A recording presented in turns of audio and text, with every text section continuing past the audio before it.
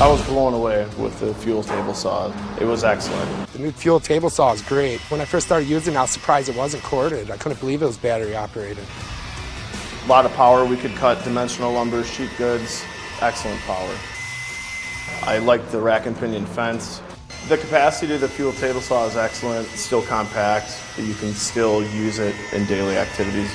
The fence is great. The rip fence is true. I like the dial-in adjustment on there on the fence for calculating your cuts.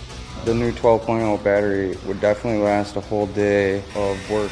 We were able to rip dimensional goods, and we had plenty of run time throughout the day. The new fuel table saw is definitely a job site tool to have. The mobility, the long-lasting battery, it's all there in one package. Using the fuel table saw, I don't see a reason to even carry our corded table saw in the trailer anymore. This will meet all of our expectations in daily use.